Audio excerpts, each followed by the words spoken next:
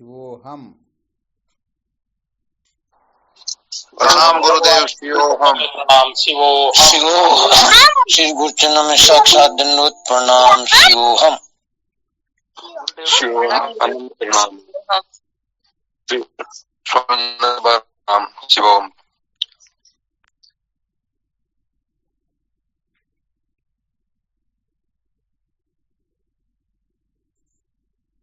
जी बनना शिवोहम। हाँ शिवोहम।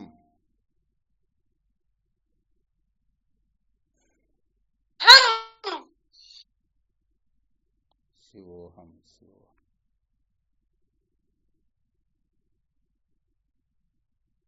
क्या विषय चल रहा था अपना? संसार को बनाए रखकर कभी भी सत्य का साक्षात्कार नहीं किया जा सकता। संसार को बनाए रखकर कभी भी सत्य का साक्षात्कार नहीं किया जा सकता, ये चल रहा था ना? जी हुक्म। कल क्या सुनाया था इसके अंतर्गत?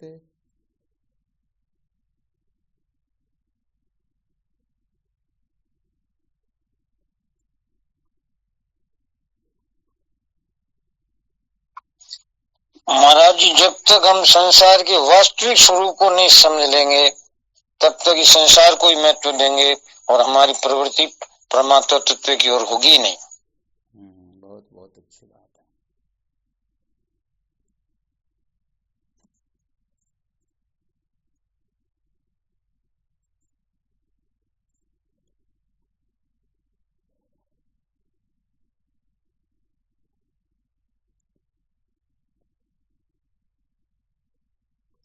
तो इसका मतलब यही हुआ, संसार को महत्व दे करके अर्थात संसारी होकर के संसार को ही प्राप्त किया जा सकता है, परमात्मा को प्राप्त नहीं किया जा सकता ना? नहीं महाराज। यदि हम अपने आप को आंख समझ ले तो रूप का ही दर्शन कर सकते हैं ना, अथवा कुछ और? रूप का ही करेंगे। हाँ बिल्कुल सत्य बात है। अच्छा विचार करके देखा जाए तो परमात्मा किसी बंधन में आने वाले हैं क्या? बिल्कुल ही नहीं। तो परमात्मा केवल मात्र रूप आदि का जो चिंतन किया जाता है, तो परमात्मा वास्तव में रूपवान है क्या? यदि परमात्मा रूपवान महाराज जी, तो परमात्मा, अरे भाई वो तो नाम रूप का अधिष्ठान है। यदि परमात्मा का कोई रूप होता तो हम उस रूप का निश्चित रूप से आंखों से दर्शन कर ही लेते। फिर यहाँ पर मन की भी आवश्यकता नहीं होती, अथवा समझो मन की आवश्यकता हो जाती फिर भी बुद्धि की आवश्यकता नहीं होती, ज्ञान की जरूरत ही कहाँ होती। ये तो मन से योग्य हो जाता और आंख दर्शन कर लेती।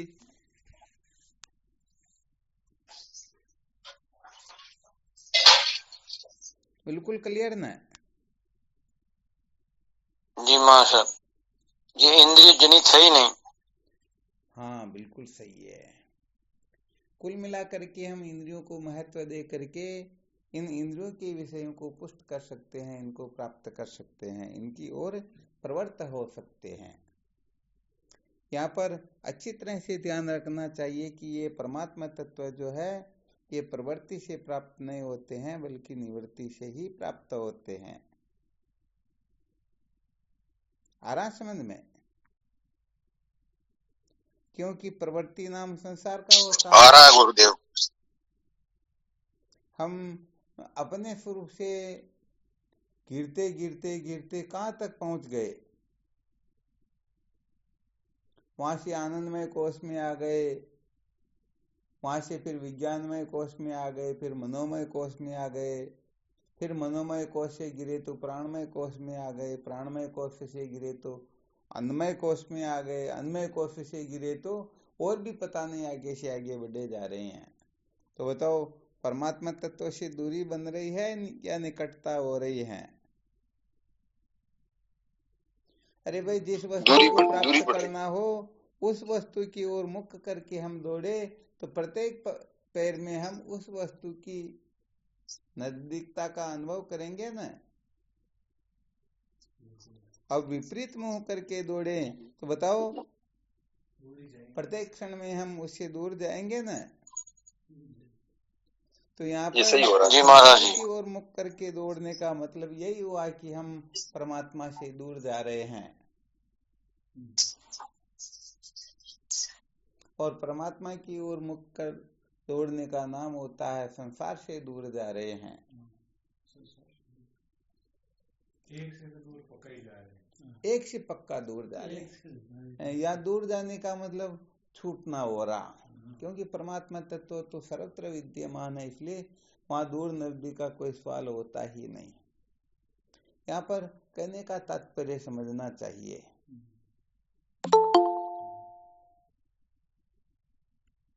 अर्थात हम जैसे जैसे अनात्म पदार्थों का आग्रह रखेंगे तैसे तैसे परमात्मा तत्व छूटता जाएगा, संसार की घनिष्ठता बढ़ जाएगी। हाँ बिल्कुल बढ़ेगी ना, ये तो पक्की बात है।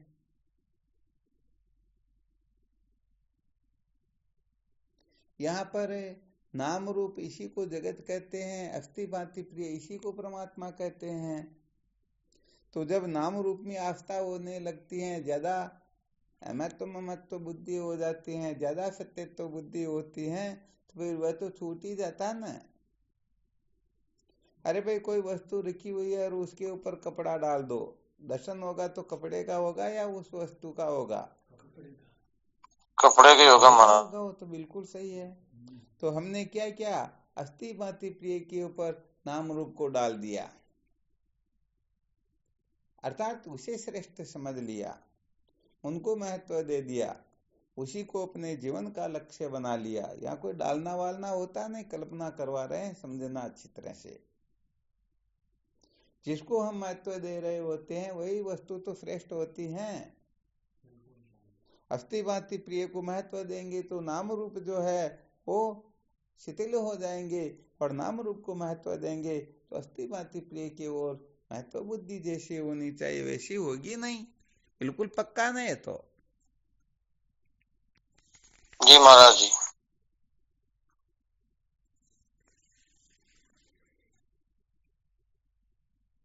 अब यहाँ पर समझना ये होता है कि फायदा किसमें है, अर्थात अस्थि भांति प्रिय को महत्व देने में फायदा है या नाम रूप को महत्व देने में फायदा है।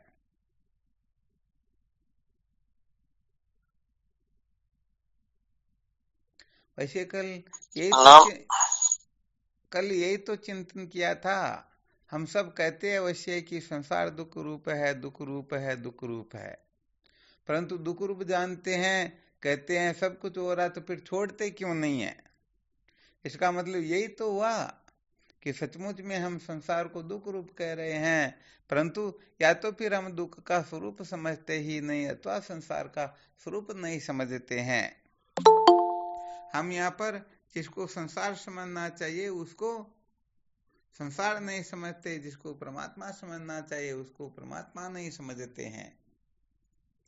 कुल मिलाकर के हम जो कुछ भी कर रहे होते हैं ना, बस उसी को श्रेष्ठ समझ लेते हैं।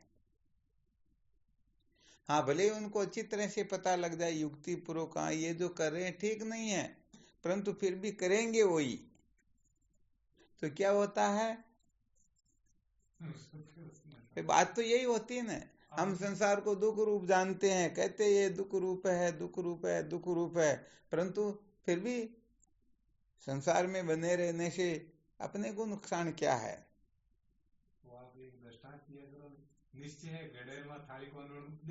हाँ, फिर भी कोई नुकसान तो होता न। तो यहाँ पर बहुत सारी क्रिया चेष्टाएं ऐसी होती, कुछ घटनाएं ऐसी घटित होती हैं, हम जानते हैं कि ये ठीक नहीं, परंतु करेंगे वो का वही। सुन भी लेंगे और कह भी देंगे हाँ ये ठीक नहीं है, परंतु करें तो क्या, इसको करे बिना हमसे रहा नहीं जाता, ये तो हमको करना ही पड़ता है। जबकि असली बात तो ये होती कि जब हम सुन लेते हैं, समझ लेते हैं, युक्ति से ये सिद्ध भी हो जाता है, तो फिर तो हो न करके वही करना चाहिए न जो ठीक हो। ठीक कहते भी हैं कि ये करना चाहिए, ये नहीं करना चाहिए, फिर भी जो करना होता है वो कर नहीं पाते हैं, जो नहीं करना होता वही होता है। जैसे कल की बात बताते हैं, कल क्लास पूरी होने के बाद में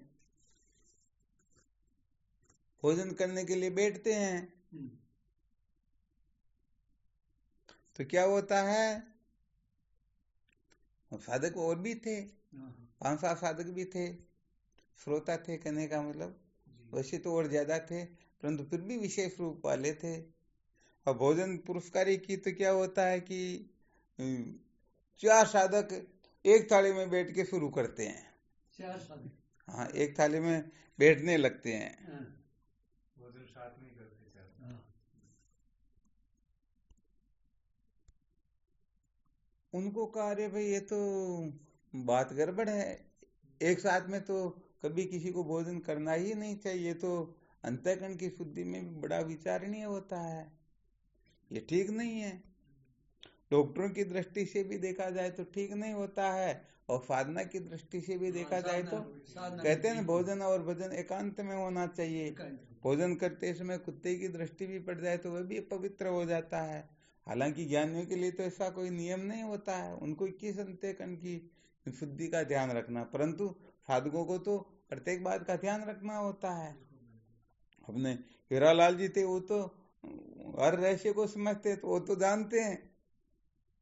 तो होता क्या कि वो उनको कहा, फिर भी हाँ ये आप कह रहे हो ठीक है, परंतु क्या करे, हमको तो ऐसे ही करना पड़ता, ये गड़बड़ हो गई। तो अंतःकरण की शुद्धि में भी बहुत अधिक सावधान रहना होता है, तब जाकर के अंतःकरण शुद्ध होता है, तब जाकर के सचमुच में बात कुछ और होने लगती है। तो होता क्या है कि हम नियम मर्यादा में नहीं बनना चाहते हैं,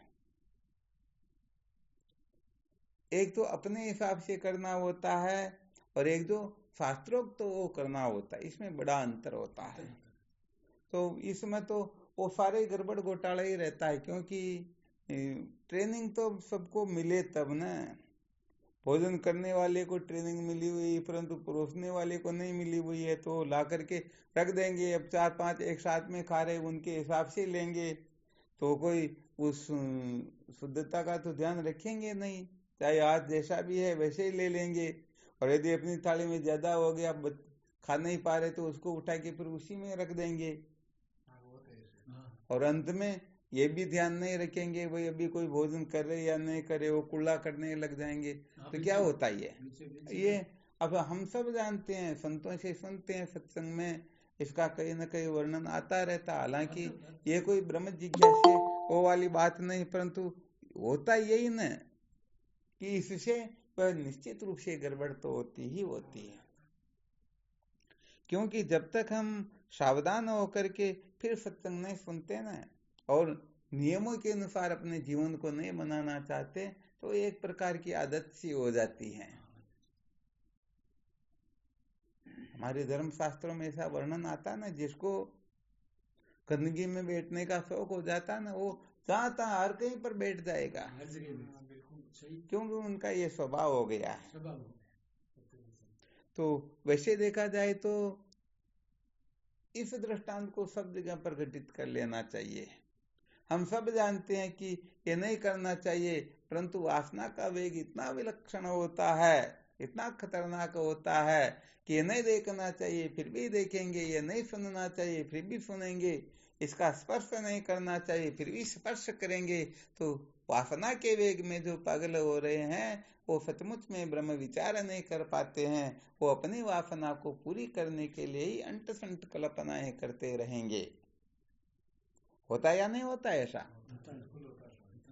तो यहाँ पर सचमुच में संसार दुख स्वरूप है, इस बात को हम कहते सुनते सब कुछ करते रहते हैं, परंतु फिर भी हम संसार से ऊपर उठना नहीं चाहते। और यदि कोई संसार से ऊपर उठने के लिए कहे तो अपने को शत्रु लगते हैं। क्यों? क्योंकि सचमुच में हम संसार को संसार नहीं समझ रहे हैं, परमात्मा समझ रहे हैं। और जिसको हम परमात्मा समझते हैं वो परमात्मा परमात्मा नहीं, शास्त्रोक्त जो परमात्मा वो परमात्मा परमात्मा नहीं, उसको संसार समझते हैं। इसलिए उनको भले छोड़ना पड़े तो छोड़ देंगे, परंतु इनको कैसे छोड़े? हो गई है विद्या। अविद्या का क्या अर्थ होता है? अन्य विषय अन्य की प्रतीति। तो ये अन्य विषय अन्य की प्रतीति रूप जो बुद्धि होती उसे अध्यास कहते हैं। तो हम संसार को परमात्मा समझ रहे हैं, परमात्मा को संसार समझ रहे हैं। हाँ, यहाँ पर कुल मिलाकर के हमारी जो आस्था जो है वो आस्था किसमें ज्यादा है? अपने मन में, अपनी बुद्धि में थोड़ी ज्यादा। तभी तो उसका जो कहा हुआ है हम उसको मानने में तो इस जगह पर समझो एक प्रकार से गड़बड़ सी हो गई। तो सचमुच में सच्चे जो साधक होते हैं ना, वो तुरंत इस रहस्य को समझते ही कि भाई ये ठीक नहीं है, तो उसको तुरंत त्याग करके ठीक क्या है उसको करने में लग जाते हैं।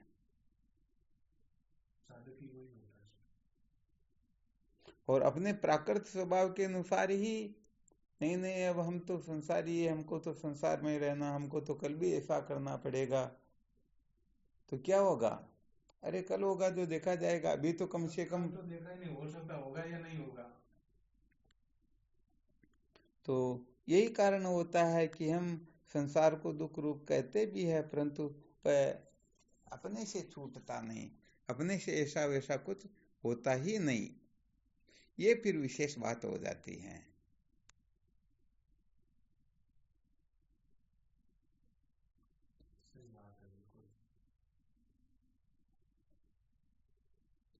तो भाई यहाँ पर तो सचमुच में रहस्य को बहुत अच्छी तरह से समझना होता है। अच्छी तरह से यदि हम समझेंगे नहीं तो सच्ची बात यह है कि ये जीवन व्यर्थ चला जाएगा। हाँ, ये सारा का सारा मौज मस्ती मनोरंजन ये सारा का सारा धरा रह जाएगा। क्या समझो, हम कुछ समय के लिए, क्षणिक सुख के लिए बहुत बड़े आनंद को अपने हाथ से गंवा देंगे, खो देंगे। ये तो अनादिकाल से करते आ रहे, कोई बड़ी बात तो होती ही नहीं है। इसलिए जिस को हम दुख रूप समझ रहे हैं, वास्तव में दुख रूप समझ रहे या नहीं समझ रहे, इसका यही फॉर्मूला है कि हम उसकी ओर प्रवृत्त न हो, उसको महत्व न दे। तर्क वितर्क चालू हो जाए तो है संसार दुख रूप, परंतु संसार को सुख रूप सिद्ध करने में लग जाते हैं। गड़बड़ हुई या नहीं हुई? भले संसार सुख रूप नहीं है, स्वीकार करेंगे दुख रूप है, परंतु संसार को छोड़ना हो तो यहाँ पर तर्क वितर्क चालू कर देंगे। कल संसार को त्याग करके फिर परमात्मा की प्राप्ति होती तो क्या संसार में रह के नहीं कर सकते हैं? फिर राजा जनक का दृष्टांत देंगे। अरे भाई ये बहुत अच्छी बात है, परंतु हम राजा जनक जैसे रह सकते हैं या नहीं रह सकते हैं? हाँ, ये देखना भी होता है, बिल्कुल सत्य है।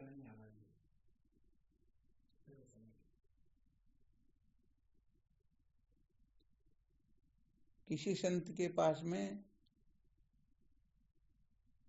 कोई साधक गया और जाकर के कहा, महाराज जी मैं शादी करूं या न करूं, गृहस्थ में रहूं या संन्यास ले लूं। तो उनको उसका उत्तर तो नहीं दिया, बल्कि उनकी घरवाली को आवाज लगाई, अरे भाई दीपक लेकर के आना। अब दोपहर का टाइम था और वो दीपक जला करके ले आई। और वो साधक देख रहा था अभी दोपहर का टाइम है, अंधेरा है ही नहीं, ये दीपक की क्या आवश्यकता पड़ी। मैं तो इनको क्या पूछ रहा हूँ, ये पता नहीं क्या का क्या कर रहे, अपने घर धंधे की बातें करने लग गए। थोड़ी देर हुई और उनको कहा अरे थोड़ी सी शक्कर लेकर आना, अब वो नमक लेकर के आ गए। और थोड़ी देर तो बैठा रहा, साधक कहने लगा महाराज जी मुझे भी तो कुछ इशारा करो ना, मैं क्या करूं या क्या ना करूं। तो कहा भाई उत्तर तो दे दिया ना तुमको, तो मेरे तो समझ में नहीं आया।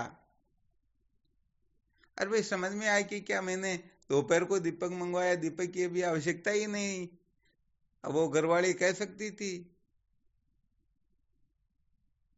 कोई आंखें तेज हो रही, आंखें फूट रही, ऐसे कुछ शब्द होते हैं ना।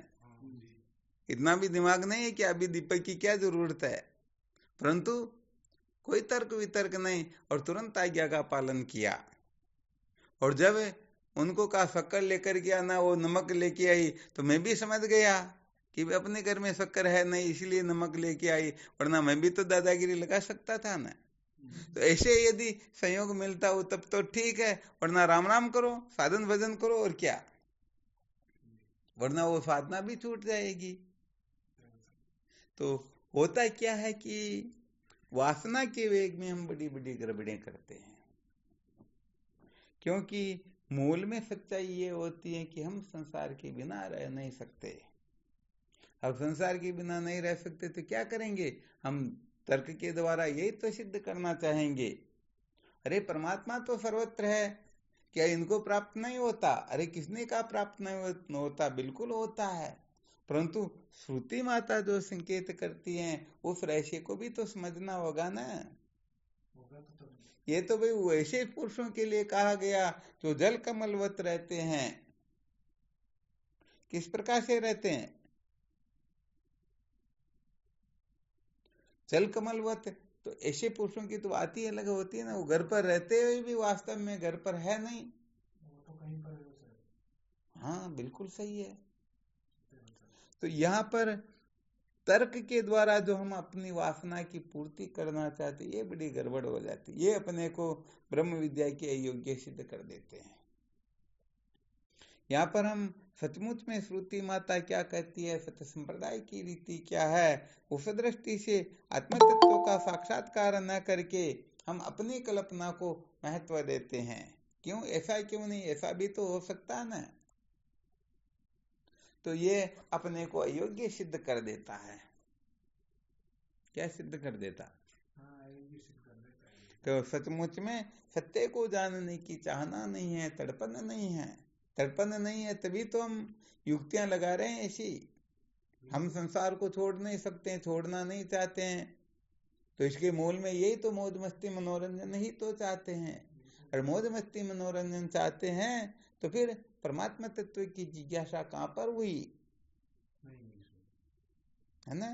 तो यहाँ पर श्रुति माता जब स्पष्ट संकेत कर देती हैं, न कर्मणा न प्रजया न धनेन त्यागे न के मृतत्व मानसु, न कर्म से न धन से न भोग से मोक्ष होती हैं, बल्कि इनके त्याग से होती हैं।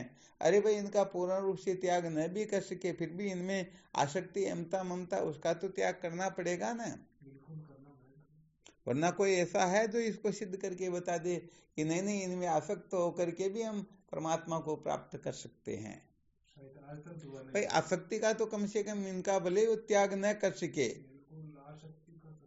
जैसे भगवान कृष्ण तीसरे अध्याय के 5वें श्लोक में कहते हैं, नहीं कश्चित क्षणमति जातु तिष्ठते क्रम कृत, हे अर्जुन कोई क्षण मात्र भी कर्म के बिना नहीं रह सकते। ठीक है ना।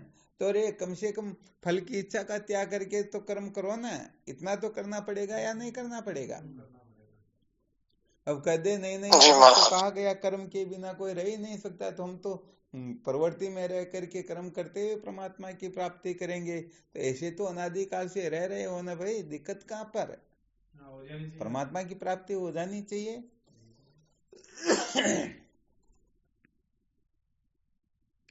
तो यहाँ पर मूल बात यही होती है कि हम सिद्ध क्या करना चाहते हैं, वास्तव में परमात्मा तत्व की प्राप्ति करना चाहते हैं या संसार को बनाए रखना चाहते हैं।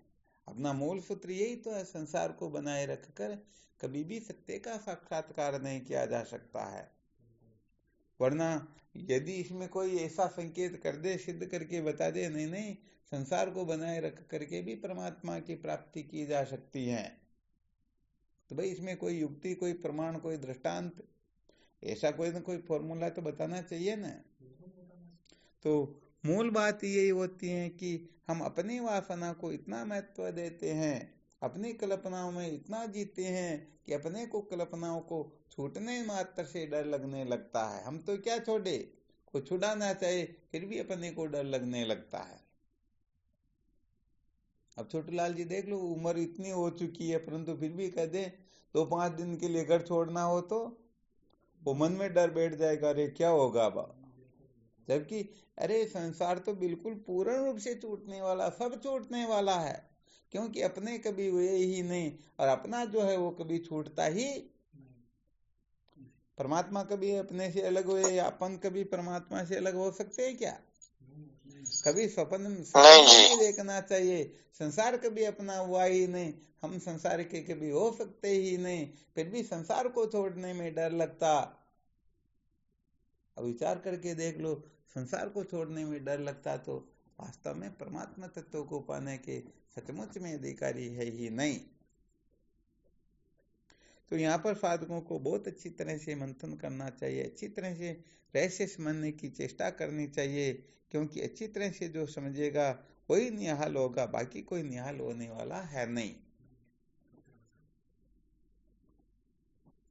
तो यहाँ पर पहले संसार को दुख रूप समझना होता है और उसके बाद में ऐसा निश्चय भी करना होता है, वरना दुख रूप समझ लिया परंतु ऐसी निष्ठा है नहीं, वो निष्ठा से संसार छोड़ता है ना। तो स्वामी इसमें ये भी हो सकता नहीं, कोई डॉक्टर साहब दवाई ले लिया, बीमारी है कोई, ठीक है, डॉक्टर साहब ने पहले तो भरोसा होना चाहिए, निश्चय होना चाहिए, ये करेगा जो हमारे लिए जो करेगा वो ठीक है, सब सत्य है। ठीक बात है। या तो हमने उनके ऊपर विश्वास नहीं किया, अभी तक महापुरुषों को विश्वास नहीं किया और सिला सिला करके कह रहे हैं, हम मानते नहीं है, सुनते जरूर है। नहीं वैसे तो इतना टाइम ही नहीं लगता, ज्यादातर हम अपने मन की ही सुनते हैं। और ये मन जो बड़ा कलाकार है, ये इतनी युक्तियां, इतने तर्क, हाँ इतने ये रहस्य समझता है ना। श्रुति माता संत शास्त्र कुछ भी कहे तो तुरंत ही अपनी वासना के अनुसार उसका अर्थ कर लेता है, वासना के अनुसार उसको समझ लेता है, वासना के अनुसार कर लेता है। गुरु जी मन मार सुरत न डांटो जी, निर्भय बड़ो फकीर। अरे क्या बात है, आज तो मोतीलाल जी ने भी कमाल कर दिया। सहजानंद जी महाराज जो बात बताओ जने भी में महाराज मैंने संशय हो जाए कि इतना बड़ा संत है रिया की बात करे जी, कहीं की कर रिया कर रिया थे भाई, ये बार बार समझावा कौन माने रिया है बिया डॉक्टर गंजावा रिया की ये सीधी बात है, ये मन को खेलो थे ना, इनको अटपटाट मेट दो, सब काम सीधे हो जाओ लो। बिल्कुल ठीक बात है। अरे भाई मन ही तो संसार है, मन के सिवाय कोई संसार थोड़ी है। जी महाराज।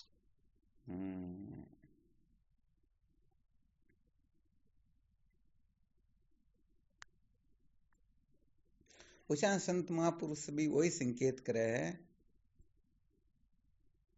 न तो सत्य कहा जाए तो छोड़ने से कल्याण होता, न पकड़ने से होता। बात तो जब समझेंगे ना तभी जीवन सार्थक होगा। यहाँ कोई छोड़ने का आग्रह करे तो भी गड़बड़ हो जाती, पकड़ने का आग्रह करे तो भी गड़बड़ हो जाती है। तात्पर्य यहाँ पर यह कि हम पकड़ने का बहुत ज्यादा आग्रह करके बैठे रहते तो छोड़ने में दिक्कत क्यों, छोड़ने का जो है पक्ष उसका तिरस्कार क्यों करते हो। कोई छोड़ने का करके पकड़ने का आग्रह कर लेते तो गड़बड़ हो रही या नहीं हो रही।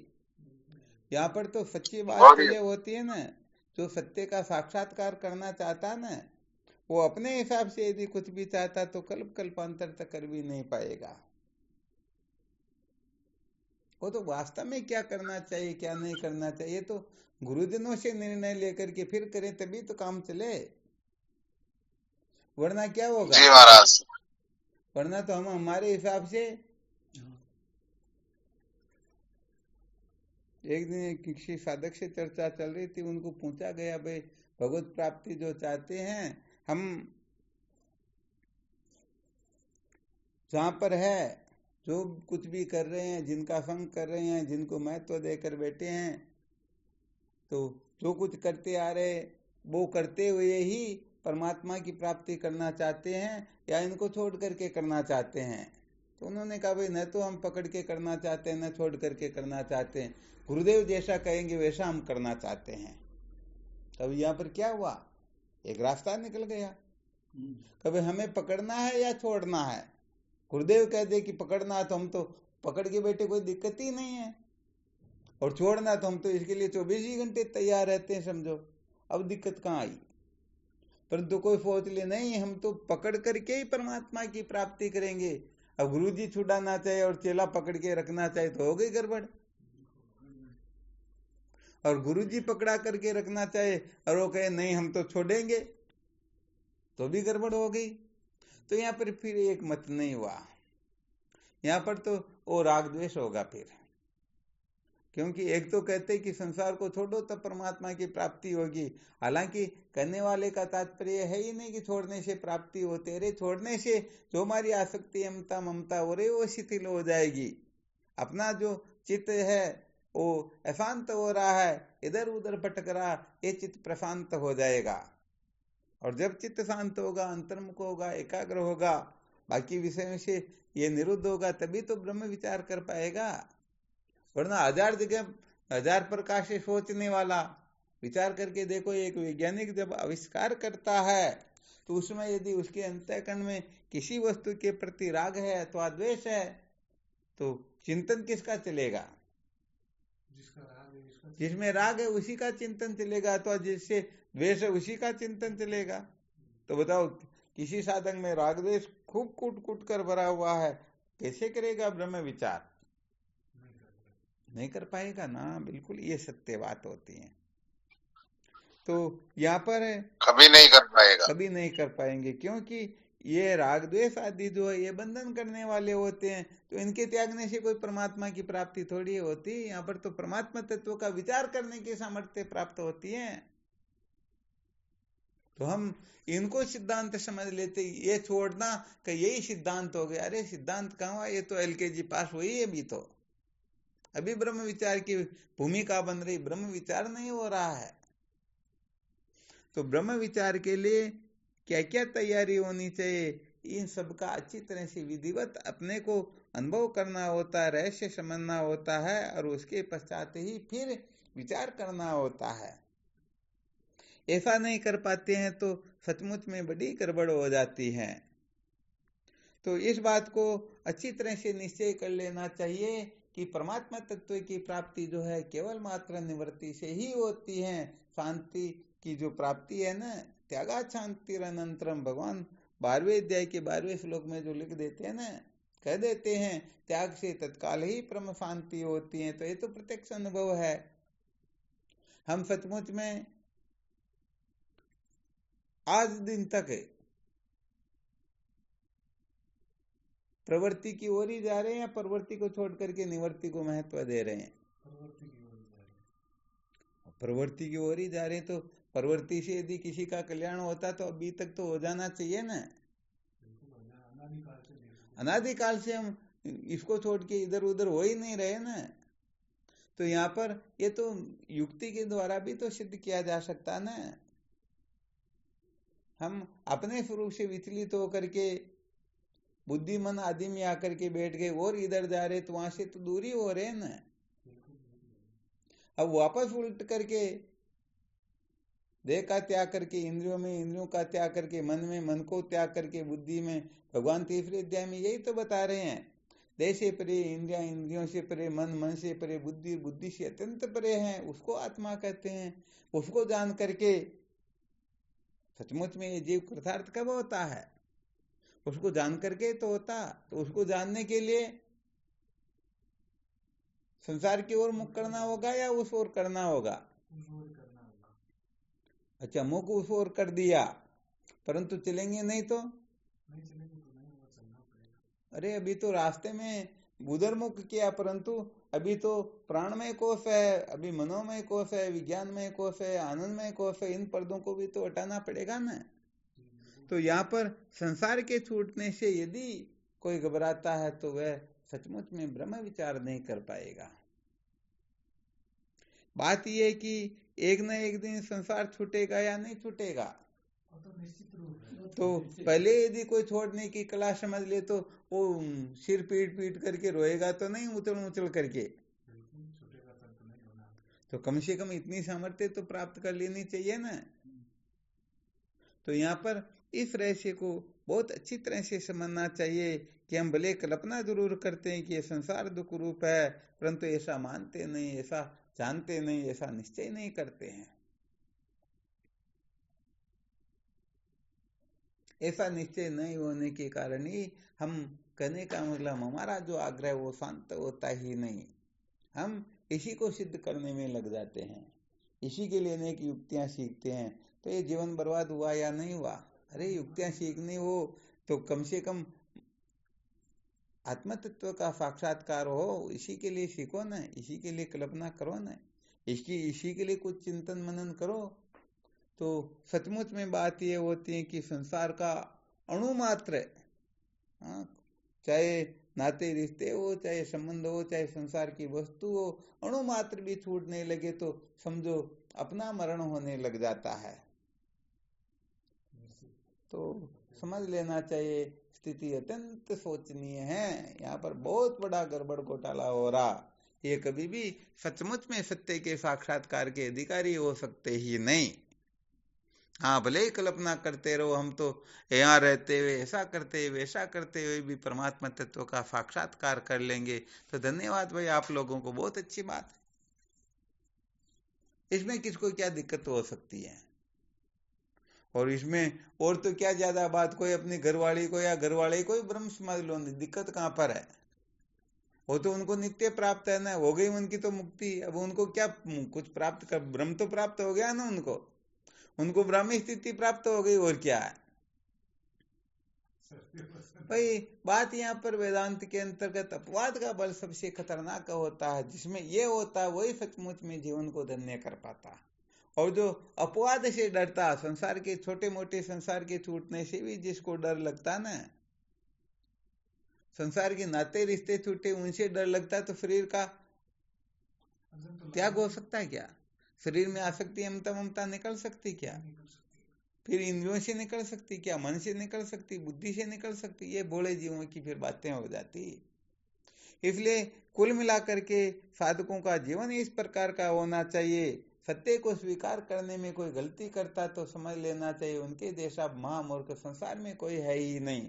हम ये नहीं कहते कि तुम इस प्रकार से करो, संसार को छोड़ दो, घरवाले को छोड़ दो, धन दौलत को छोड़ दो, कुटुंब परिवार, अरे किसी को मत छोड़ो, परंतु कम से कम रहस्य तो समझ लेना चाहिए।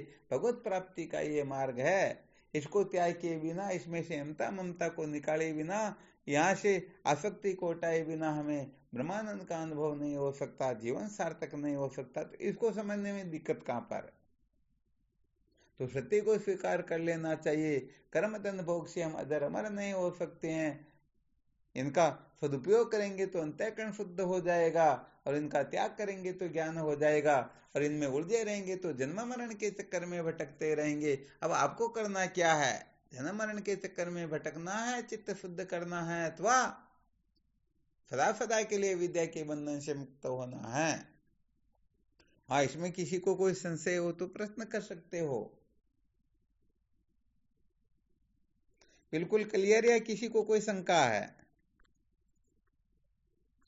बिल्कुल क्लियर है महाराज, इसमें कोई शंका नहीं है। हाँ, करना नहीं चाहते कोई बात नहीं है कि भाई अभी हमारे में सामर्थ्य नहीं है। बहुत सारों के बंगला बनाना होता, प्लॉट खरीद करके रख लेते, पैसे नहीं तो कोई दिक्कत नहीं, किराए से रह लो ना, 2 साल 5 साल 10 साल, जब पैसे हो जाए तब बना लेना। ऐसे ही जब भगवत प्राप्ति की तीव्रतर जिज्ञासा जागृत हो जाए तब ले देख लेना, परंतु समझ में तो आ जाना चाहिए ना भाई, परमात्मा प्राप्ति का मार्ग ये है, रास्ता ये है। हमें इस प्रकार से अपने जीवन में संशोधन करना होगा, इस प्रकार से अपने को ग्रहण त्याग करना होगा। यहाँ पर तो परमात्मा प्राप्ति के लिए क्या त्याग करना चाहिए, उसको त्यागने में थोड़ा बना देते हम अपने आप को युक्तियां लगा करके, नहीं नहीं इसकी जरूरत नहीं है। आराम समझ में सचमुच में बहुत बड़ी गड़बड़ होती, हम अपने ही पैरों पर कुल्हाड़ा मार रहे हैं। मौज मस्ती मनोरंजन करते हुए अर्थात भोग भोगते हुए जो भगवत प्राप्ति होती ना, हाँ मौज मस्ती मनोरंजन करता था जो परमात्मा की प्राप्ति करे, वो सब मौज मस्ती का साधन नहीं होया करे। वह परमात्मा असली परमात्मा ने वाना अपन नचावा कि हमारे को ये भोगों की ये व्यवस्था करो, तो दौड़ रहा अपनी व्यवस्था केरी। तो यहाँ पर तो वो वृंदावन के सेठ वाली बात हो गई ना। सेठ जी सोने के पलंग के ऊपर बैठे हुए, उनके बाईं तरफ उनकी श्रीमती जी बैठी हुई हैं, उनके कंधे पर उनका बेटा पोता खेल रहा है, हाथ में 2,000 के नोटों का बंडल है, और हृदय में भोगों की वो क्या बात है। जैसी इंद्र की कामनाएं होती उसे भी ज्यादा मौज मस्ती मनोरंजन भोगों की ओर पागल होने की कल्पनाएं चल रही हैं। और फिर सोचते सेठ जी सामने कृष्ण प्रकट हो जाए और हाथ जोड़ करके कहे, पैर दबाते हुए कहे, सेठ जी बताओ मैं आपकी क्या सेवा करूं। ऐसे बंधु लोगों को भगवत प्राप्ति होती क्या? तो भाई ये तो सचमुच में त्याग वैराग्य का मार्ग होता है, ये जिज्ञासा का मार्ग होता है, ये संसार को महत्व देने का मार्ग है ही नहीं। तो क्या होता है कि सबसे ज्यादा तो प्रिय इस संसार में ना, और तो क्या होता है कि कथाओं में दूसरी जगह पर तो सुनने को मिलता है कि ऐसे पति को सजाना चाहिए, ऐसे पत्नी को सजाना चाहिए, ऐसे उनकी बात माननी चाहिए, ऐसे उनके लिए ऐसा वैसा करना चाहिए। वेदांत विचार में कभी कभी ये हो जाता, और दूसरों के लिए तो कितना ही कह दो किसी को कोई दुख तकलीफ नहीं होती, परंतु घर वाले या घर वाले के लिए कह दो तो समझो उनके लिए तो एक तरह से पूरा आकाश ही फट गया। हाँ इसीलिए जन्म दुखम जरा दुखम जया दुखम पुनः पुनः अंतकाले महादुखम तस्मात् जागरही जागरी। लोग सोचते रहे ये क्या सत्संग हुई, इसमें तो घरवाली में दोष बताए जाते, कहते इनसे परमात्मा तत्व की प्राप्ति नहीं होती। तो साधक लोग यहाँ गड़बड़ा जाते, फिर तर्क वितर्क करने लग जाते कि किसने कहा इनको छोड़ने की आवश्यकता होती है, हम तो इनको रख करके भी परमात्मा की प्राप्ति कर लेंगे। अरे भाई सत्य बात, आप तो पहाड़ को अपने शरीर के बांध करके फिर पानी में डूबो फिर भी तैरोगे, ये पक्की बात है ना। कोई 50 किलो का पत्थर बांध करके फिर पानी पर तैरना चाहे, तैर सकता है क्या? नहीं। तो भाई सचमुच में ठीक है, सिद्धांत होता है, सिद्धांत होता है। सच्चा साधक वही होता है जो सिद्धांत को अणु मात्र भी न तो मजाक बनने देता, न मजाक बनाता, और न उसको अस्वीकृत करता है। पूत का पग पालना में दिखा यदि मालूम पड़ जावे, थोड़ा सा टेस्टर लगाया और पारा यदि कुछ चट गया न तो समझ लेना चाहिए इनके असली साक्षात ब्रह्म यही है, श्रीमती जी है। अब श्रीमती जी के लिए यदि कुछ कह दिया तो समझ लेना चाहिए अब तुम्हारी खैर नहीं है। तो यहाँ पर अब ब्रह्म प्राप्ति का रास्ता ही खत्म हो गया। अब उनके लिए ब्रह्म उनको तो नित्य प्राप्त है ना। बड़ा गजब का विलक्षण संसार होता है।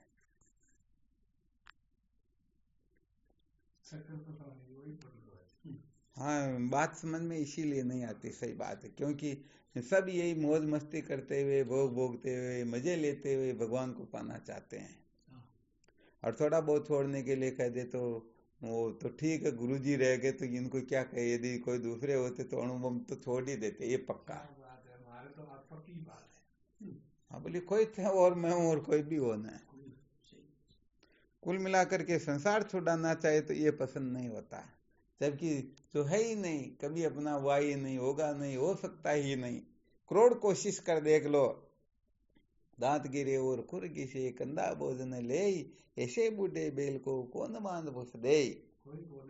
हाँ इसलिए श्रुति माता जो संकेत करती हैं उसके संकेत को अच्छी तरह से न समझने के कारण ही अनेक प्रकार की कल्पनाएं होती हैं, भ्रांतियां होती हैं, पता नहीं क्या क्या होता है। और हम सचमुच में छोड़ना जिसको चाहते हैं उसको ही सिद्ध करने की कोशिश करते हैं, उसी को पकड़ना चाहते हैं।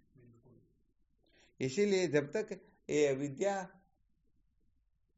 ठीक प्रकार से निवर्त नहीं होती ना, तब तक काम चलता ही नहीं। इसलिए सबसे पहले साधकों को कार्य विद्या पर विजय प्राप्त करने की कोशिश करनी चाहिए। हम सचमुच में कार्य विद्या पर कितनी विजय प्राप्त कर सकते हैं? हाँ, ये फॉर्मूला बहुत अच्छी तरह से साधकों को समझ लेना चाहिए। वरना ठीक है, बातें चीतें तो चलती रहती, कोई ऐसी बात तो है नहीं। तो भाई यहाँ पर जो वस्तु सचमुच में आनंद स्वरूप है उसी को आनंद रूप समझेंगे तो बाकी सब छूट जाएगा। और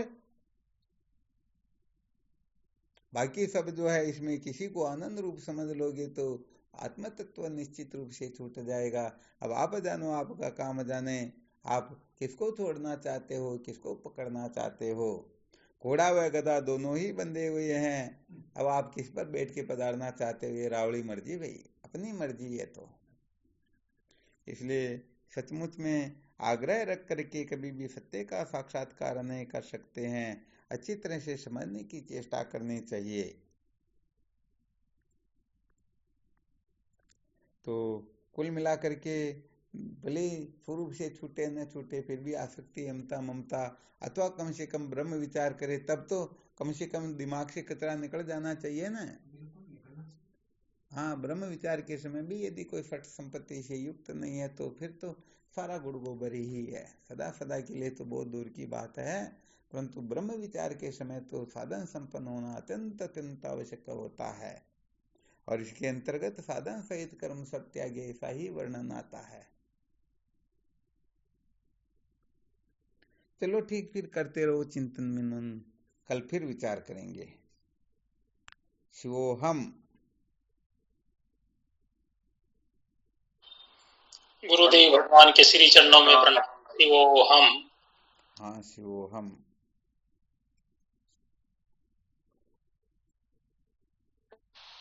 प्रणाम गुरुदेव। शिवोहम। हाँ, शिवोहम। गुरुदेव भगवान के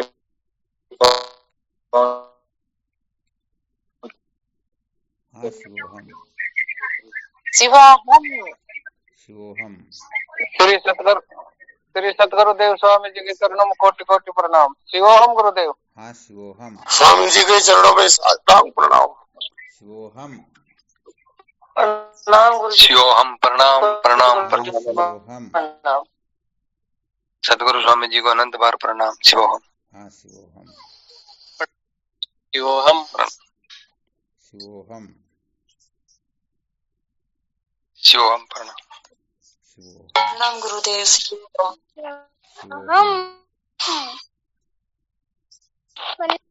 शिवोहम।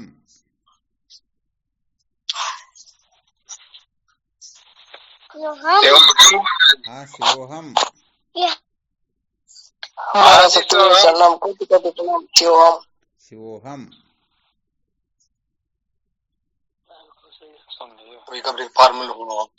प्रणाम गुरुदेव। आदर्शन को प्रणाम। हाँ, शिवोहम। शुभम। प्रणाम स्वामी जी आपको कोटि कोटि प्रणाम। शिवोहम। श्री गुरु चरण साक्षात दंडवत प्रणाम। शिवोहम। कोटि कोटि प्रणाम स्वामी जी आपके श्री चरणों में। शिवोहम। महाराज स्वामी जी के श्री चरणों में साष्टांग दंडवत प्रणाम। शिवोहम गुरुदेव। शिवोहम।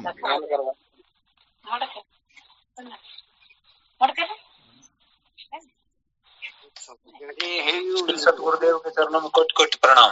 हाँ, शिवोहम।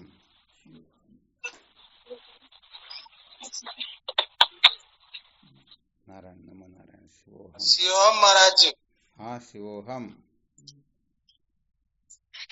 शिवोहम। प्रणाम गुरुदेव। शिवोहम। शिवोहम महाराज जी।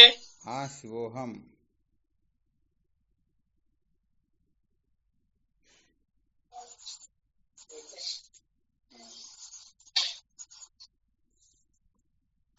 तो देख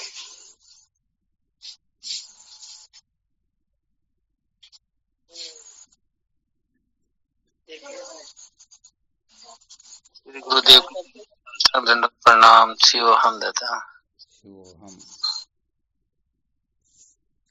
शिवम करें। सोहम महाराज। हाँ शिवोहम। देख रहे सुन देख।